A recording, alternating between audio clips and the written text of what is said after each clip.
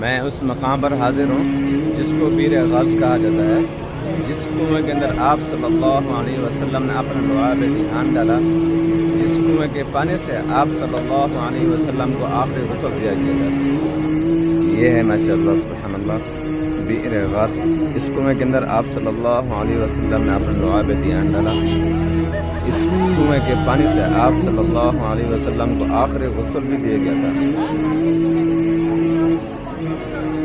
यहाँ से पानी पीने की जगह बनी हुई है। ज़ुरार इकराम यहाँ से पानी पीते हैं और यहाँ से पानी भर के और पानी पी के अपना ये शर्फ हासिल समझते हैं जी।